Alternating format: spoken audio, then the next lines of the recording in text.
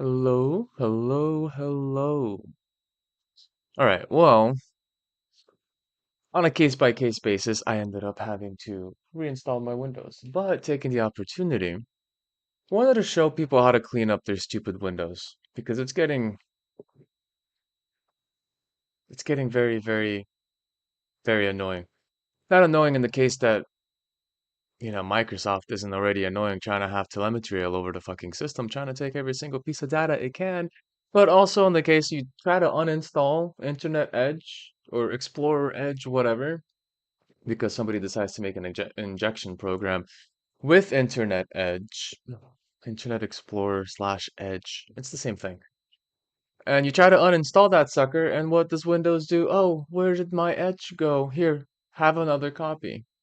So even if we want to be extremely secure about our system, Microsoft is going to put exploits on our own system with every update, every single time. So I got some tools. I got some tools. Let me change my wallpaper real quick. I got me some toolsies. Toolsies. There we go. We'll keep it nice and clean. But I kind of want to just give a very quick video um, on how and what I do every time I reset, right? First, never have one partition on your system. Ever. Imagine you don't have just one hard drive if you have a lot of like very valuable things. You want to have a backup and a backup and a backup of a backup. Yes. On top of that, knowing that whatever happens on a particular system will, or given the reaction time of the actual person being infected, will infect the very primary disk, which we would call the C drive, right here, right? C drive. It'll infect this first. So I only have basic stuff on my C drive. My basic tools, the things that need to be connected to my system, Python, um, potential servers, just random stuff, test servers, test details. But the actual files and systems that I actually want to maintain are not only backed up, as you always should back up, but they're spread apart different partitions. I even have something called portable apps, where all the apps I ever need are essentially right here. I don't have to reinstall them ever again. They sit on my secondary partition on a hard drive in my system, and they basically run from this little mini menu here. I've talked about this before. If you go to portableapps.com, super old classic software, you can essentially install and have from password managers to browsers to email clients to everything all in here. Heck, I can even have Rainmeter, which I haven't even used in ages, which makes your desktop all fancy and stuff, which I'm not a fan of, but hey, you know what? Sometimes you got to get a little fancy. Look at that. Look at that. Look at that. Oh, where's my Epic pen? Ooh, my S mine. I forgot about these. I set this up and I stopped using it. It's a very lightweight. I probably have to reconnect all the directory. Oh, no, there's GIMP. Okay. Well, there's my photo image editor for you, GIMP. If you haven't heard of it yet, where have you been? Don't pay for Photoshop. There's really no reason for that in 2025. Don't even pay for anything Adobe. Don't pay for anything ever, really. There are alternatives. There are alternatives, and if you need one, let me know. I'll find it for you if it doesn't already exist or if I haven't already covered it on one of my previous videos. But basically, this serves as a full Photoshop alternative. Everything from just basic image editing. Ugh, excuse me, I had some coffee. To filters,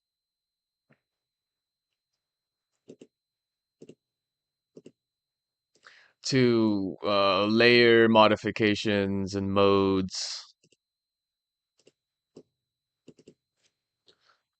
all kinds of little nitbits and tidbits of details.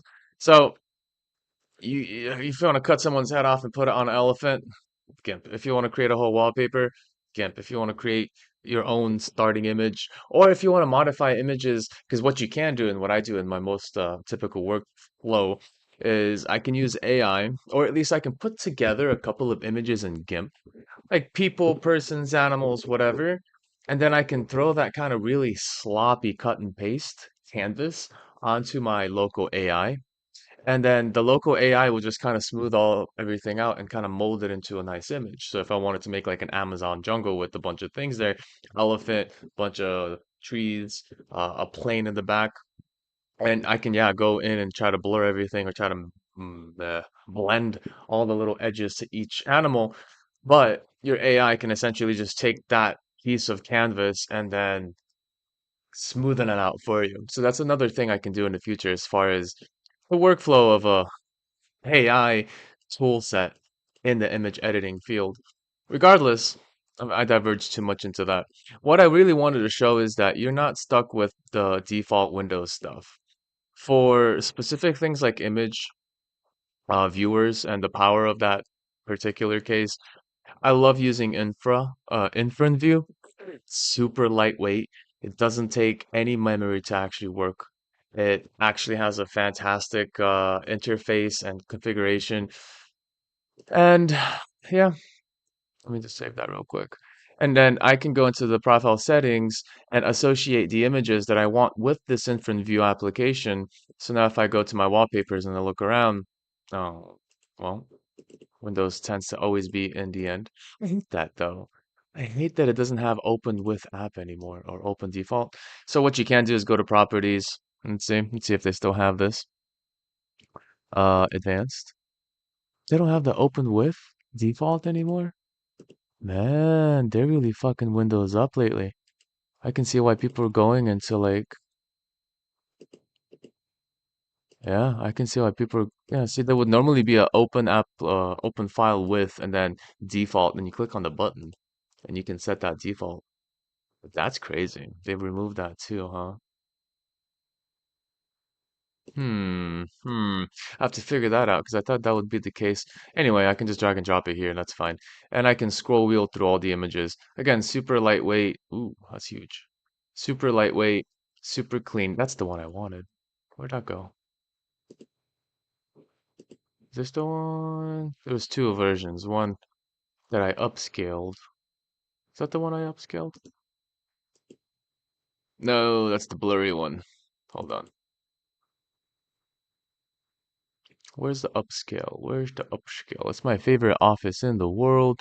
Up in space, away from existing chaos of planet Earth with the humans and the politics and the pieces of crap politicians. Man, I had it somewhere. Alright, anyway, digressing again. So, it's a little blurry, but I'm gonna have to adjust that. So, what are the default applications? Let me close rain meter down real quick. Well, AVG, they come together. I always download AVG. In fact, the first thing I download is the Firewall Komodo. They both come with their own browsers. So if anything goes wrong, someone messes with your DNS, something just happens and you have no internet. I've had situations where no browser, no application on my whole computer would be connected, even though I had a network connection. That would be basically AVG would be the only one that would connect because it has a certain set of configurations to access the internet that's separate, different proxy servers and all kinds of in-betweens that if something happens and someone hijacks your general internet, you still have AVG. But if you're at a point where someone's hijacking your web, your network, you either want to reinstall drivers, clean it up a bunch. And in my case, from the last time, I reinstalled some local files, which turned out that didn't do anything. And most of the time, if you got an infected computer, you're not going to be reinstalling from local files. You're going to reinstall from a USB drive that you have set up as a um, type of what? Um, backup, not even backup, but basically a reinstallation system. So these would be the first ones I always go for. Then I put a little spy bot right in there in the mix. I get my Revo uninstaller. I remove Internet Explorer. Get my Tor browser set up, all the browser varieties that I have here. And that's basically the first steps. Now I'm basically going through on all the file associations. So images with Inference View, always got to get your 7-zip, unzip every single type of compressed file without having to worry about it. no WinZip, no WinRAR, and all those paid bullcrap applications. It's a free application, and it basically unzips everything, even executables, which you'd be surprised, executables are actually compressed files themselves. And this is kind of my setup, right? LibreWolf, Revon installer, Spybot, anti-beacon, and that's kind of where I'm starting from at the moment because I did a little bit of a mishap. Uh, I The one thing about Komodo is there's a certain level where I update it and it messes up with the whole system.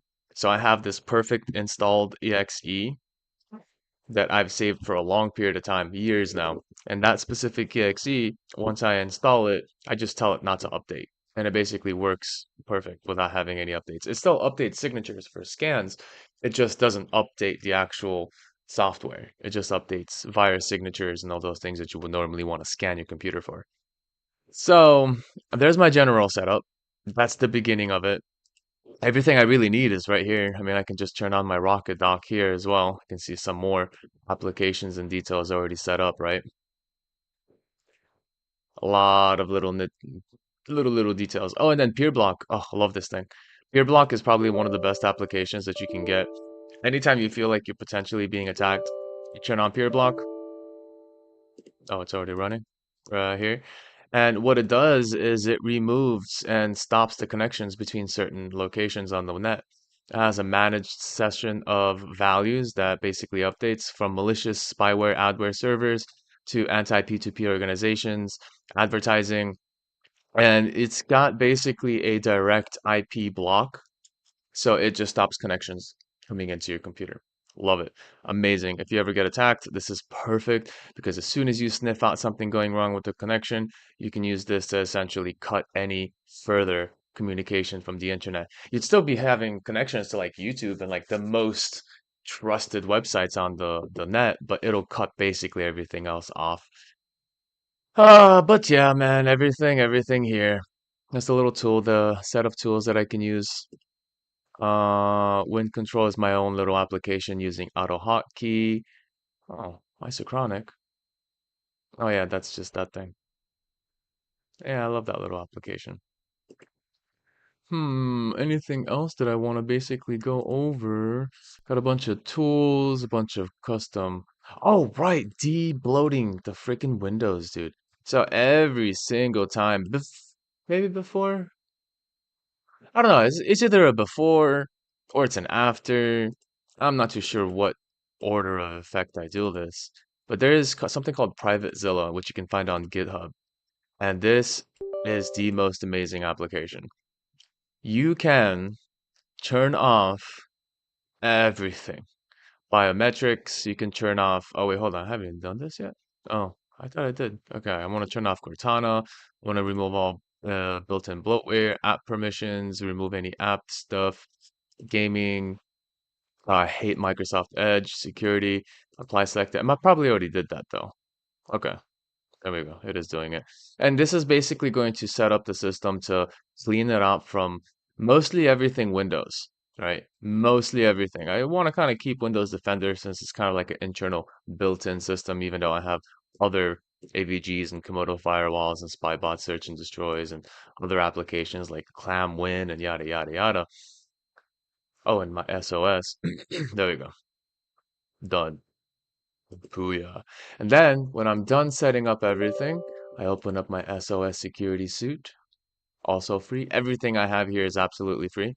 And then I clean up and immunize everything. Auto start, startup tasks folders, win login, run once, group policies. I lock everything down. So if I need to make any changes, I have to come back in here. In fact,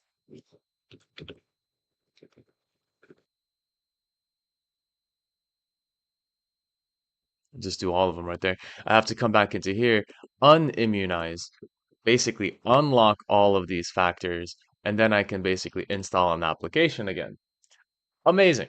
I love SOS. It basically is like another manual layer of protection where you're just locking down any interaction. Even if you wanted to install something, it's probably going to get installed incorrectly. There will be a registry file that it couldn't update because it's locked, or potentially accessing a specific Windows file because that's locked. In the end, I always like to finalize my lockdown with a little SOS um, immunization. Right, that's basically it. And then I can just go about my day. I forgot to download Steam. Crap. Then I have to download some other things. But it's in the process of setup, right? Every time I reinstall my system, I start with the security first, and then I go about my day and start installing things I normally use.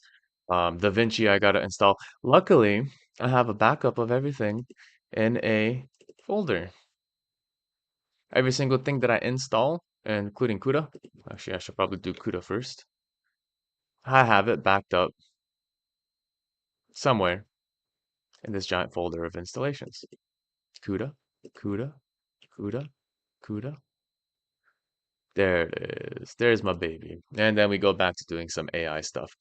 Anyway, that's it. This is a really quick video on my general process of reinstallation on the system. Always security first, lock it down, and then go about your regular programmed system, whatever you need to install further. So I'm gonna go back to the programming or the mathematical or beginning mathematics for programmers, where we go over details on basically what do you need as a programmer to, as far as the mathematical world, to be more efficient, to think logically in a particular efficient manner. It's not like you have to be a mathematician to program. You can literally just start typing words, knowing, your vocabulary of the language you're using and just start making programs, but that's not going to cut it too far, right? That's not going to cut it very far when you're trying to actually go into the uh, nitty-gritty, and maybe you don't want to type the same thing over and over. It's going to save you a lot of time, etc. It's going to make it more efficient. Your processing will work smoother. You're not going to be using unnecessary keywords and variables and functions and all that kind of stuff. So knowing the general mathematical, especially composite functions, that's really where it really boils down to. If you remember composite functions in mathematics and algebra, that's kind of the lean towards. Especially the way functions work in mathematics, they will work similarly to programming. And that's where we start to really go into the next level from the previous video. I only covered variables, but we'll be expanding into that next. So anyway, thanks for joining me on my reinstallation process. Hope you enjoyed a little bit of tad bit knowledge. I am so close to going to Linux, it's almost not funny. I'll have to make a whole install. Like, I'm so used to doing this continuously over and over because you have to connect with a lot of people online, and there will always be malicious people on the internet. So I have like multiple layers of precaution. You can destroy my main partition as much as you want. That's fine. Uh, Good luck getting anywhere else. So I just have to reinstall and start from this point, and in an hour I can basically set myself up back to normal. But the problem is Windows is becoming just a hassle. Like going through the research on that last injection, based on that connection that someone sent me in Twitch chat, which I'm still super, I'm almost gonna exclude Twitch chat from chat overall in the stream. But going through the actual processes that that connection made, it basically opened up Microsoft Edge in the background. That's all it did. So I want to uninstall Microsoft Edge, but then Windows is going to be like, oh, no, no, no. You have to have it. We're going to reinstall it during the next update. And then I'm going to have to keep freaking being aware of whether Microsoft updated my system and installed Edge again. And no one can uses Edge for anything more than a PDF viewer. So there it is, Microsoft constantly giving you either Internet Explorer or Edge, but they basically act as a backdoor for someone that can drop an injection and then run a much more vulnerable browsing system, browsing application, and then make that browser, Edge, connect to whatever their little exploited website is. And then it's like you don't even have all of these extra layers on top. You don't have Chrome, you don't have Brave, you don't have Libre, you don't have Tor browser. They just find some exploit to inject a quick little command, and boom, I do want to go over the research on it, but that website is super explicit. It's gross. It's disgusting to look at. So I'm gonna have to find a way to go around the details, and not have to show any visuals of what happened during that particular connection, and really focus on the back end of what happened. But basically, step one was open up my MS Edge in terminal in the background, and then MS Edge connect to URL, same exact URL, because I was connecting through Brave, and it couldn't really exploit too much from the Brave browser, but it was able to basically connect and get full exploited Edge. Why do we have Edge? What's his point with Edge? Like, I almost feel like they put it on purpose there, because what's gonna happen? Someone's gonna get their computer exploited, and then you got to go to Windows or Microsoft and have some technical IT guy get paid to reinstall it for you. So it's like they make a problem to solve a problem to make money from the problem. And that's exactly what I'm getting tired about. I'm getting tired of Microsoft. Getting tired of Google. I'm getting tired of all of these big corpos, man, just corpos doing their corpo thing, man, finding ways to make issues on your system so they can be the ones to come in and clean it up. It's complete bullshit. It's complete bullshit. Anyway, we'll see how long I care to stay in Windows. I think I'm gonna probably have another partition install Arch Linux or some other Linux and attempt to really configure it to a similar level. Um, it's gonna be interesting. I'm gonna have to probably approach the CUDA installation slightly different. I know games basically work perfect on Linux nowadays, and now it didn't used to be the same way when I used to make videos back in Ubuntu 12.5 or whatever, a long time ago. The last really old videos I have. Mm, yeah, see another Twitch streamer that's basically trying to like. I really feel like I want to just turn off Twitch chat. Because yeah, flattering. I'm getting tired of catching your streams lately. Let me look. You just probably joined in right now. Yeah, you're literally just joined now. How long has lately been? Genuinely. You can't say keywords like that when you just started watching. So, breath of fresh air. I think you're basically copying and pasting a bot NPC AI thing. No, I'm not gonna message you on Discord. No one should be messaging any of these people on Discord. And I'm really getting to a point where I haven't had any good interactions with Twitch chat. Maybe 5% of the interactions of people have been decent on Twitch chat. The 95 is just like this person. Stream Surge 10 likes me 1 minute ago or follows me just to make a message and probably is already left and is not going to respond because he's not here for anything. He's not here for anything but soliciting. So I'm very close to basically just turning off Twitch chat because it's become such a piece of slop and sticking with Kick and YouTube chat because that's basically where anything actually, any conversation actually happens. So, unfortunately, Twitch is continuously becoming more and more slop. There's nothing really happening on Twitch. Even the whoever the viewership is on Twitch, they're all probably bots. It's not even real. None of them are real. That's crazy. Look, no response, nothing. Stream Search 10 is not even responding. He just came in, followed, copied and pasted, and then left. Yeah, you've been catching my streams lately, huh? I'm sure you have. You genuinely enjoy it. So it's been 1 minute. You haven't said anything else other than your little solicit.